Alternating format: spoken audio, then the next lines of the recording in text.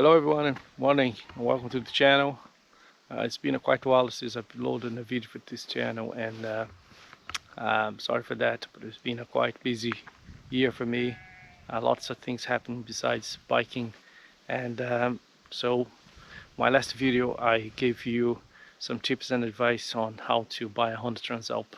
So I decided to follow up in this video and show you exactly, give you my honest review of my Honda Transalp.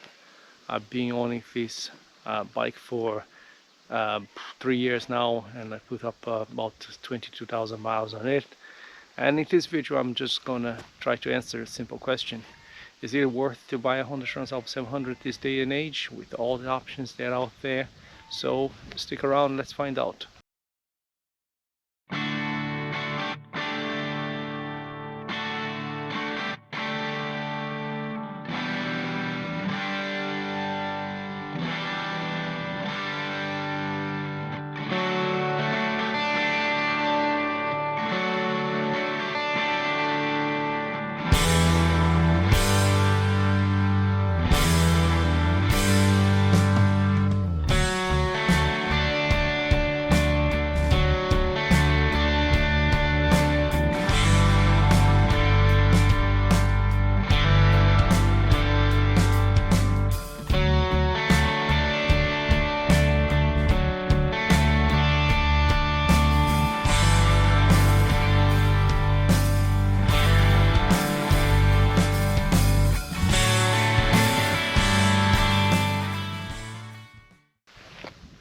Okay everyone, my name is Adrian and this is 44 Degrees Motorbike Adventures. If you're new to this channel and you like the content, please consider subscribing.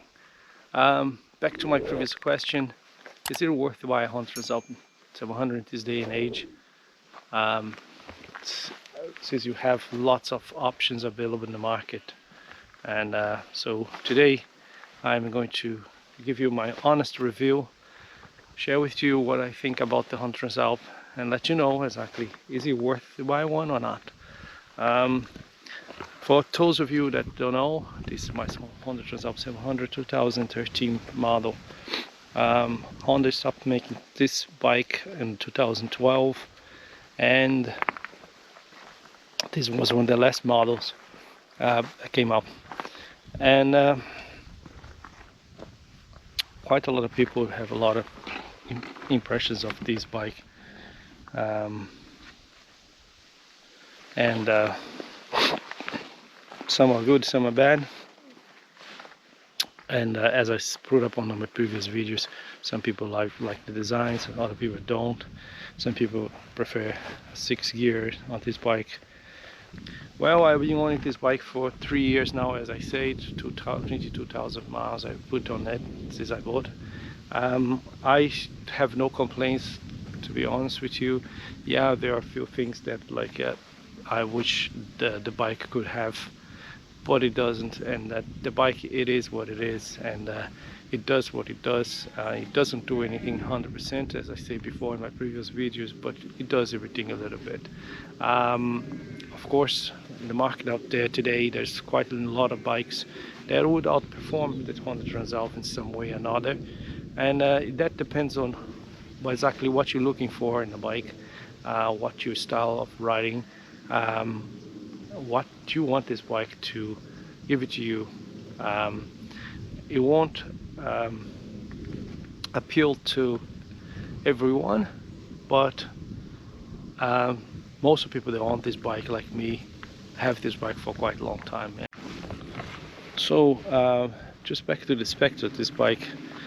For everybody that doesn't know, I'm not going to go through the full spec of the bike. You can find out on the internet. There's quite a lot of information out there, but just to give you a quick overview, this bike is a 700cc parallel twin bike with a 19 inches front wheel and a 17 inches back wheel. It's a chain drive bike, of course, and it's a 5-gear, 17.5 liters of tank, petrol. What else? It has an analog clock and a digital display, which has the basics. This one here has ABS. The ABS is on all the time, which for off-road can be a bit of a problem. You cannot disable that. And ABS on the front only. It's a dual caliper in the front and dual discs, and it has a single disc and a single caliper in the back. What else I could say this bike? As a standard, if you're buying this bike, it doesn't come with a bash plate. It comes with a plastic bash plate. Hand guards are very basic, so look out there, as I said before, for a bike that already has all these things for you, so you can save quite a lot of money. What else? On my bike I have installed quite a few other things, so if you haven't seen my video of the things that I have installed with this bike, so have a look at that. I show you the link up here. And what do I think about this bike?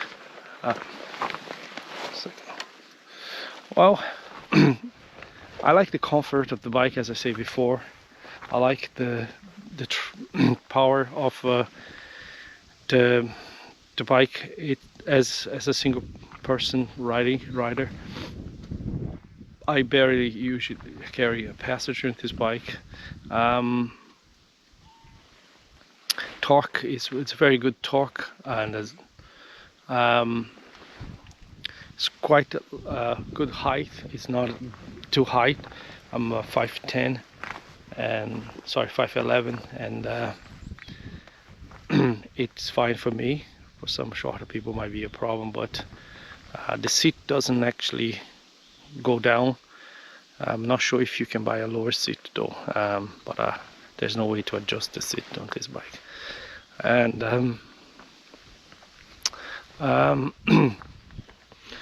as you can see, like I've managed to install proper off-road tires and proper foot pegs and things like that, and you can see my previous videos out there and show you how to do those things.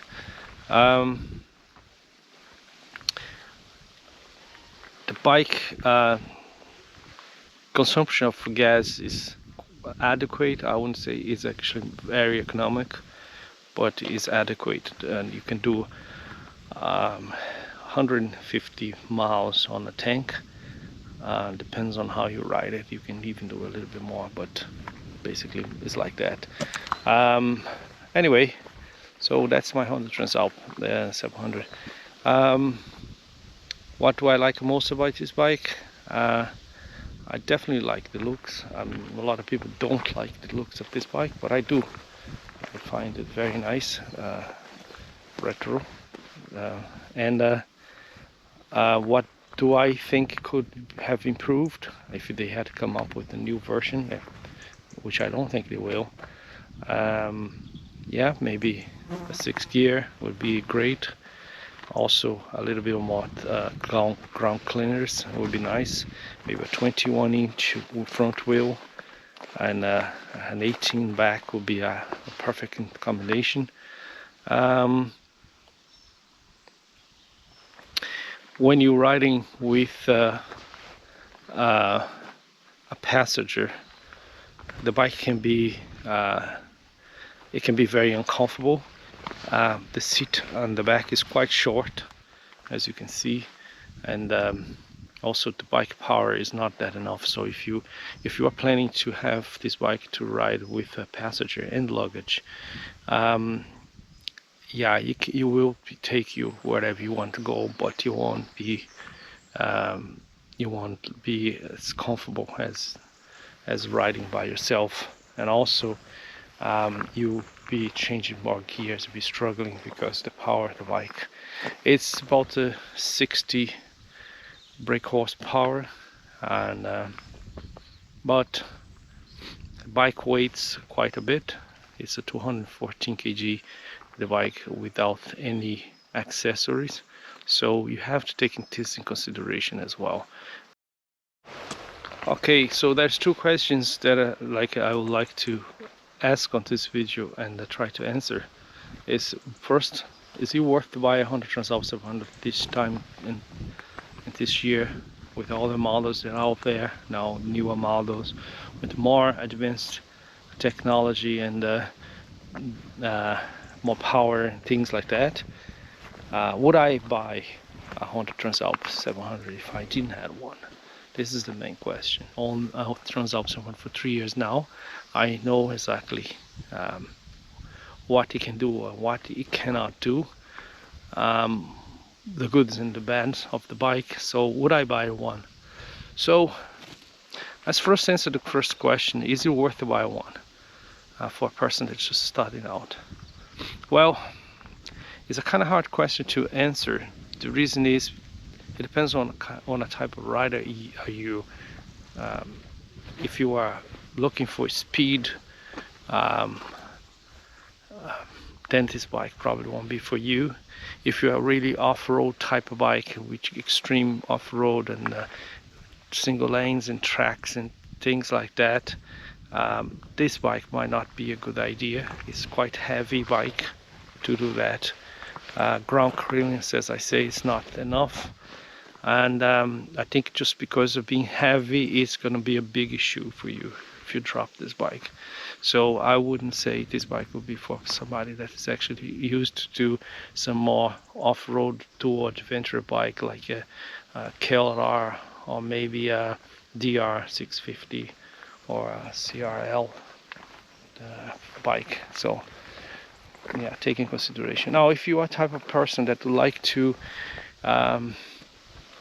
take the green lanes for a while, get off of the main road and take a green lane and go on a motorway and munch a lot of miles and comfortable, then this bike could be an option for you. It has adequate ground clearance, as I say, to take you to green lanes like farm roads like this one here. It's going down on this forest. It can take you to some more challenging roads like this, you know. With the proper tires, you'll be able to do that. So it will be a bike that I would consider. Now, of course, there are better bikes out there, as I say, but that depends on what you want to do. The problem with the new bikes that I say for me will be the price. When I buy a Honda Transalp 700 this day and age, knowing everything that I know about this bike, having ridden 22,000 miles on it, well, there are other bikes out there that will outperform this bike in some way or another, as I say. No bike is perfect.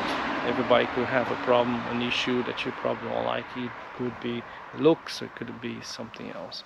Yeah, is there a better bike than this one? Of course, I'm not gonna say this is the perfect bike. Would I buy another one? I think I would. I would consider definitely another one. Of course, there are other bikes out there that I have looked, I haven't ridden, but I would consider it as well buy. But I definitely would grab one of these if I can. They are very reliable bikes, very comfortable, very good for off-road, type off-road that I do, and the ride that I do. So yeah, I do definitely consider buying another one. If I was a person that would actually love to be out in the middle of nowhere and single track off-roading, then I probably would consider a more lighter bike. And but for me, this is a perfect bike, so I would definitely buy another one. Anyway, everybody, I hope this quick review make up your mind if you are trying to decide if you want to buy one or another. The main thing here is not like the bike, but it's also what type of rider you. Consider that before you buy a bike, because just by assessing what you want to do, then the bike, it's easier to figure out what you want to get. As I say, no bike is perfect. You're never gonna get a 100% bike, a bike that will do things 100%, but yeah, try to match as much as you can and that. Anyway guys, so hopefully everybody's well, and thanks very much for watching, and see you next time.